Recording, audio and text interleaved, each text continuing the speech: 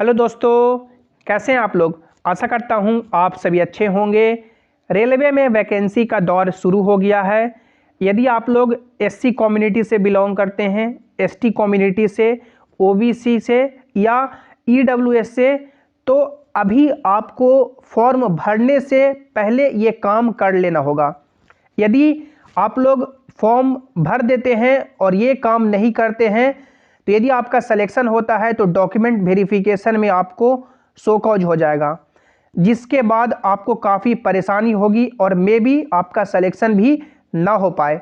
तो यदि आप लोग एससी कैंडिडेट हैं, एसटी हैं, ओबीसी हैं या ईडब्ल्यूएस हैं तो फॉर्म भरने से पहले आपके पास ये सभी डॉक्यूमेंट होने चाहिए और आपको अभी ये काम कर लेना होगा। इस वीडियो में हम लोग SC, ST, OBC, EWS certificate पे डिटेल में बात करेंगे। यदि आप लोग रेलवे में फॉर्म भरते हैं आगे आने वाले समय में किसी भी वैकेंसी में, तो आपके पास सभी डॉक्यूमेंट होने चाहिए एससी, एसटी, ओबीसी, ईडब्ल्यूएस के रिलेटेड।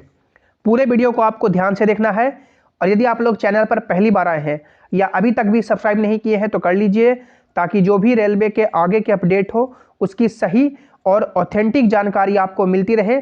क्योंकि आप लोग देख सकते हैं मेरा सिलेक्शन 2019 के वैकेंसी से 2023 में हो चुका है। तो जो भी आपको यहाँ पे जानकारी मिलेगी वो बिल्कुल ऑफिशियल होगी और ऑथेंटिक होगी। सबसे पहले आप लोग ये देखिए कि जब मेरा डॉक्यूमेंट वेरिफिकेशन चल रहा था तो कई सारे कैंडिडेट को शो कॉज नोटिस मिले। शो कॉज नोटिस क्या होता है कि कारण बताओ नोटिस। ये नोटिस इसलिए इशू किया जाता है कि जब डॉक्यूमेंट वेरिफिकेशन में आप सही और प्रॉपर डॉक्यूमेंट नहीं सबमिट कर पाते हैं। जैसे आप लोग ये पहला शो कॉज नोटिस देखिए, जिसमें शो कॉज नोटिस इसलिए दिया गया है क्योंकि इन्होंने OBC NCL certificate valid at time of submission of online authority, यानी कि इन्होंने ओबीसी एनसीएल सर्टिफिकेट सबमिट नहीं किया जब ये फॉर्म भर रहे थे उस वक्त का। उसके बाद देखिए एक और कैंडिडेट को इस तरह से यानी कि शो कॉज नोटिस मिला, यानी कि हजारों कैंडिडेट को मिले। ये दो नोटिस आपको दिखा रहे हैं, देखिए यानी कि ये कैंडिडेट को इसलिए शो कॉज नोटिस मिला क्योंकि इन्होंने एससी सर्टिफिकेट या एसटी सर्टिफिकेट जिसमें सबकास्ट मेंशन्ड होता है वो नहीं लिखा था, या इन्होंने जब फॉर्म डाला तो सबकास्ट वहाँ पे मेंशन नहीं किया, या एप्लीकेशन में उनका जो स्पेलिंग है वो एरर हो गया।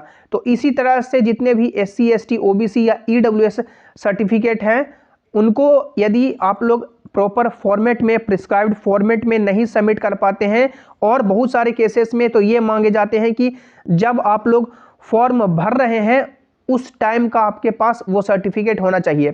जैसे एग्जांपल से कि हम लोगों ने एनटीपीसी और ग्रुप डी का फॉर्म 2019 में भरा, उसके बाद डॉक्यूमेंट वेरिफिकेशन डीवी 2023 में हम लोग का हुआ। तो ये बोला गया कि जब आप लोगों ने 2019 में फॉर्म डाला तो उस टाइम किस बेसिस पे आप लोगों ने अपना बताया कि एससी, एसटी, ओबीसी या ईडब्ल्यूएस हैं, तो वो सर्टिफिकेट आपको यहाँ पे यानी कि प्रोड्यूस करने के लिए बोला गया।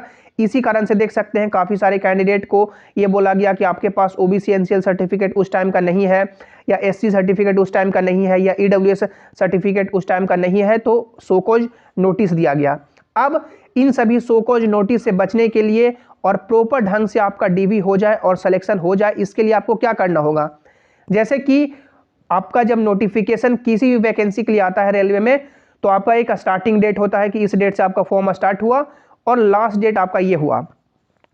तो ये बोला जाता है, नोटिफिकेशन में भी आप लोग पढ़ेंगे कि यदि आप लोग एससी कैटेगरी से बिलोंग करते हैं, एसटी कैटेगरी से, ओबीसी से, ईबीसी से या ईडब्ल्यूएस से, तो फॉर्म भरने यानी कि ये जो लास्ट डेट है फॉर्म भरने से पहले आपका ओबीसी, एससी, एसटी, ईबीसी या ईडब्ल्यूएस सर्टिफिकेट बना रहना चाहिए।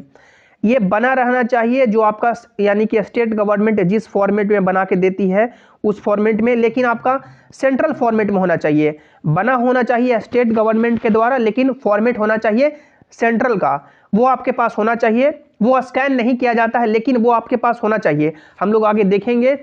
और उसके बाद जब आपका सिलेक्शन पूरा हो जाता है, डॉक्यूमेंट वेरिफिकेशन होंगे, उस टाइम भी आपको यानी कि उस ईयर का आपको बना करके रेलवे फॉर्मेट में बनाना होता है। तो पूरा प्रोसेस आप लोग ये समझे। जैसे देखिए आप लोग अभी नोटिफिकेशन किसी भी यानी कि वैकेंसी का डाउनलोड करेंगे तो आपको ये फॉर्मेट मिल जाएगा रेलवे का, यानी सभी वैकेंसी के लिए सेम फॉर्मेट होता है। जैसे ओबीसी एनसीएल सर्टिफिकेट आपका ये हो गया। ओबीसी एनसीएल सर्टिफिकेट क्या होता है, यानी ऐसे कैंडिडेट जो ओबीसी हैं और नॉन क्रीमी लेयर में बिलोंग करते हैं। जैसे ओबीसी को भी दो भागों में बांटा गया है, क्रीमी लेयर और नॉन क्रीमी लेयर। ओबीसी में क्रीमी लेयर वैसे होते हैं लोग जिनका सालाना इनकम 8 लाख से ज़्यादा होता है। जैसे कोई आईएएस ऑफिसर का बच्चा है तो उसका ओबीसी एनसीएल नहीं बनेगा, क्योंकि उनको यानी ओबीसी का फायदा नहीं मिलेगा। एनसीएल वैसे होते हैं जिनका जो सालाना इनकम होता है वो 8 लाख से कम होता है। तो ये ओबीसी एनसीएल सर्टिफिकेट का फॉर्मेट हो गया। उसके बाद देखिए ये आपका income and asset certificate to be produced by economically weaker section, यानी ईडब्ल्यूएस का जो ये फॉर्मेट है रेलवे का। उसके बाद देखिए ये एससी एसटी का फॉर्मेट है। उसके बाद देखिए ये आपका ईबीसी का फॉर्मेट है। ये जो फॉर्मेट है रेलवे जो नोटिफिकेशन में दिया रहता है, ये आपको डॉक्यूमेंट वेरिफिकेशन डीवी के टाइम चाहिए, लेकिन फॉर्म भरने से पहले आपके पास इस तरह का आपका कम्युनिटी सर्टिफिकेट होना चाहिए। ये जैसे देख सकते हैं मेरा ओबीसी का सर्टिफिकेट है, इसी तरह से आपका ओबीसी का बनेगा, एससी का, एसटी का, ईडब्ल्यूएस का। तो आपके पास ये सर्टिफिकेट होना चाहिए फॉर्म भरने से पहले। आप लोग जब फॉर्म भर रहे हैं उसका जो लास्ट डेट है उसके पहले का आपके पास बना होना चाहिए, क्योंकि आप लोग इसी के बेसिस पे ना बोल रहे हैं फॉर्म में कि मैं ओबीसी हूँ, एससी हूँ, एसटी हूँ या ईडब्ल्यूएस हूँ। तो ये आपके पास होना चाहिए। यदि नहीं है तो डॉक्यूमेंट वेरिफिकेशन में फिर आपको परेशानी हो सकता है। उसके बाद तो आपका ये हो गया यानी फॉर्म भरने से पहले। अब मान लीजिए कि आपका यानी कि अभी आप लोग ये 2024 में बनाएं, आपका डॉक्यूमेंट वेरिफिकेशन एग्जाम्पल से कि 2025 में हुआ, यानी कि डीवी आपका 2025 में हुआ, तो ये यानी कि ये 1 साल का बनता है और ये फाइनेंशियल ईयर का चलता है। अब 2025 में हुआ, ये आपका 2024 में बना हुआ, तो ये आपका फिर नहीं चलेगा। अब 2025 में फिर से आपको बनाना पड़ेगा, तभी 2025 में बनाएंगे और डीवी में आप लोग ये जो रेलवे फॉर्मेट है इस फॉर्मेट में बना के ले जाएंगे। जैसे 2025 में मान लीजिए कि आपका डॉक्यूमेंट वेरिफिकेशन हुआ, तो पहले ही आप लोग ये सर्टिफिकेट बनाएंगे अपना कम्युनिटी का, जैसे एससी एसटी ओबीसी। ये सर्टिफिकेट के बेसिस पे ही आपका ये फॉर्मेट में बनेगा। जैसे देख सकते हैं ये पूरा ब्लैंक है, आप लोग यहाँ पे अपने सभी जो भी डिटेल है वो भरेंगे और ब्लॉक से उसके बाद आपका एसडीओ यहाँ पे ऑटोमेटिकली सिग्नेचर मोहर मार देंगे, यदि आपका इस फॉर्मेट में पहले बना होगा तो समझ रहे हैं। तो ये इस तरह से यानी कि आपका डीवी में चलेगा, लेकिन फॉर्म भरने से पहले एक सर्टिफिकेट आपके पास होना चाहिए कि किस बेसिस पे भरे हैं।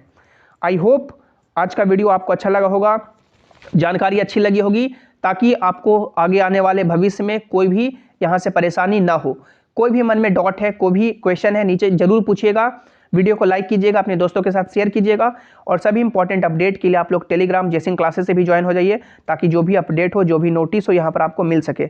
लिंक आपको नीचे डिस्क्रिप्शन में दे दिया गया है, या आप लोग टेलीग्राम पे जेसिंग क्लासेस सर्च करके भी जुड़ सकते हैं। मिलते हैं अगली वीडियो में। Thanks for watching, have an awesome day.